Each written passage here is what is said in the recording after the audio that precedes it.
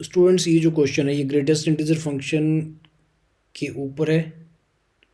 तो उसकी पहले कुछ प्रॉपर्टीज़ जो यूज़ होनी है आप क्वेश्चन को रीड कर सकते हैं, तो उन प्रॉपर्टीज़ को मैं यहाँ पे डिस्कस कर लेता हूँ। Greatest integer function, not functions,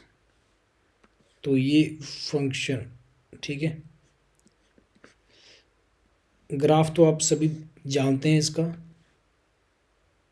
0 1 2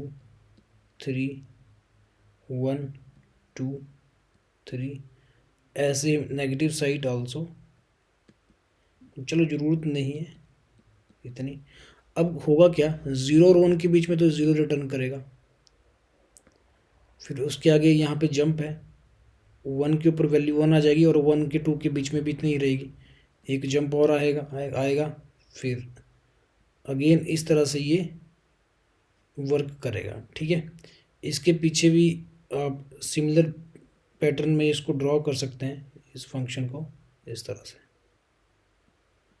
और देखो है क्या, मैं प्रॉपर्टी जो यहाँ पे डिस्कस कर रहा हूँ डायरेक्टली भी बता सकता था, लेकिन आप सिंपली देखो ना, जैसे मैं 1 और 2 के बीच में कोई भी नंबर ले लूँ, यहाँ पे कोई नंबर ले लिया, क्योंकि इस फंक्शन में आप देखेंगे तो x+2 की बात करी गई है, तो अगर मैं इस ये जो 2 के ऊपर वैल्यू है ना, मान लो यहाँ पर ये वैल्यू कुछ है लाइक 1.3 है, और इसका ग्रेटेस्ट इंटीजर अगर हम देखेंगे तो ये डायरेक्टली 1 आ रहा है। अब हमारा कंसर्न क्या है, अगर मैं इसमें एक एज इट इज़ एक डायरेक्टली इंटीजर ऐड कर दूं, जैसे 1.3 में मैंने +2 ऐड कर दिया, तो पॉइंट कितना बन जाएगा, 3.3 बन जाएगा, है ना। कुछ यहाँ पे आएगा, ये डायरेक्टली अगर मैं 2 ऐड कर दूं तो ये 3.3 बनेगा,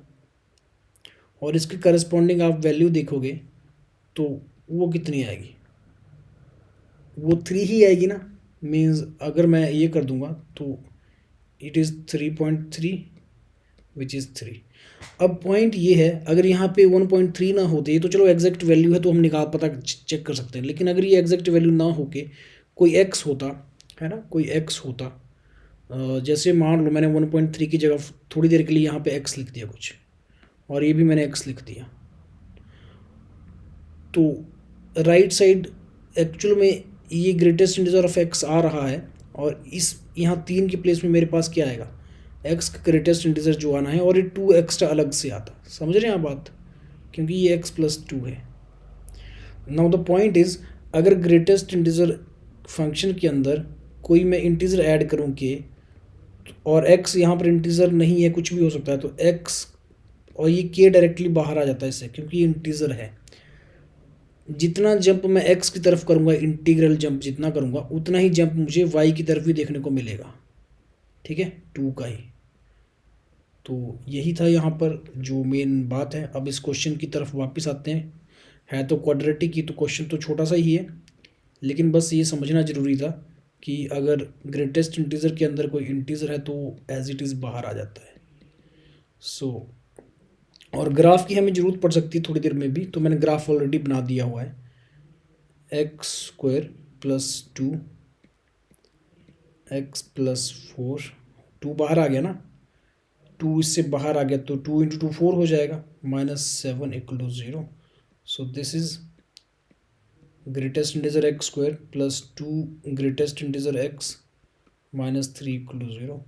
तो क्या ये कुछ इजी फैक्टर बन रहा है, प्रोडक्ट चाहिए -3, हाँ इजी फैक्टर बन जाएगा, ये ज़्यादा दिमाग लगाने की ज़रूरत नहीं है, +3, 3 एंड -1 में टूट जाएगा।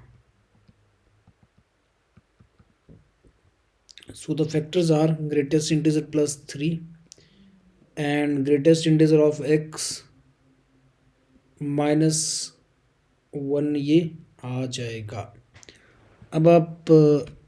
देख सकते हो कि यहाँ से 2 वैल्यूज़ आ रही हैं ग्रेटेस्ट इंटीजर की। जो पहली वैल्यू आ रही है वो है -3 and the other value is this is equal to 1। तो आप देखो ये किस किस ब्रांच में -3 और कब कब ये कितना है,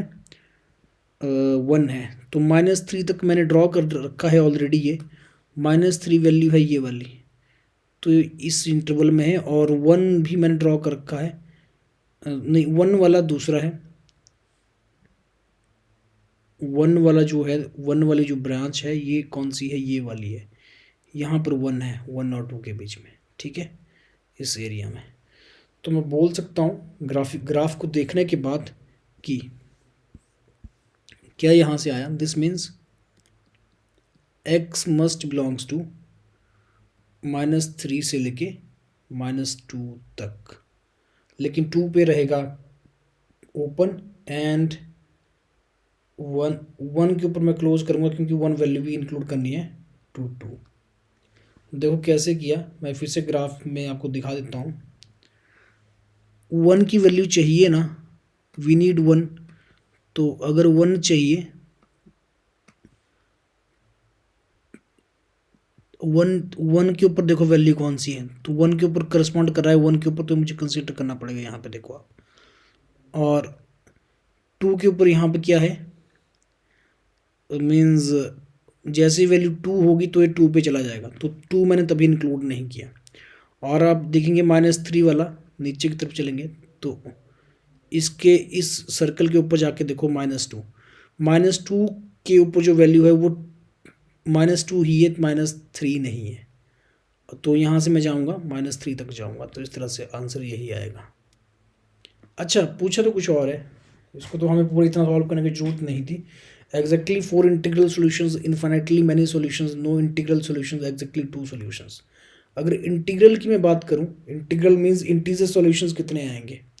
तो एक तो -3 आ रहा है इंटीजर, और एक आ रहा है 1। अगर इस रेंज में नहीं सॉल्व करना पड़ता था इतना, इंटीजर सॉल्यूशन की बात करूं मैं, तो एक तो -3 है इसमें, और है कोई 2 के ऊपर तो ओपन है तो ये नहीं लिया जाएगा -2, और एक 1 है ना, ये 2 सॉल्यूशन आए, तो ऐसा क्या है कोई 2 इंटीग्रल सॉल्यूशन नहीं, तो इंटीग्रल वाला तो फिर कट हो गया, ये तो नहीं आएगा, दिस नहीं, this is not. No integral भी नहीं है क्योंकि 2 आ रहा है, एग्जैक्टली 2 सॉल्यूशंस भी नहीं है क्योंकि अगर आप देखेंगे इस पूरी रेंज में -3 और -2 के बीच में एंड 1 एंड 2 के बीच में, आप अगर इफ़ यू सी यहाँ पर हमारे पास इनफाइनाइट पॉइंट्स हैं, इनफाइनाइट पॉइंट्स, तो एग्जैक्टली 2 तो मैं नहीं बोल सकता हूँ। हाँ, अगर ऐसा बोलते हैं एग्जैक्टली 2 इंटीग्रल, तो ये ऑप्शन डी सही हो सकता था, तो इसका आंसर एग्जैक्ट आएगा, फिर बी आएगा, इनफाइनाइटली मैनी सॉल्यूशंस, ये सही आंसर है। तो इस क्वेश्चन में बस खास बात यही थी, सॉल्व करने के बाद भी आपको आंसर पर पहुंचना था, तो वहाँ पे गलती नहीं होनी चाहिए, ऑप्शन बी इज़ करेक्ट।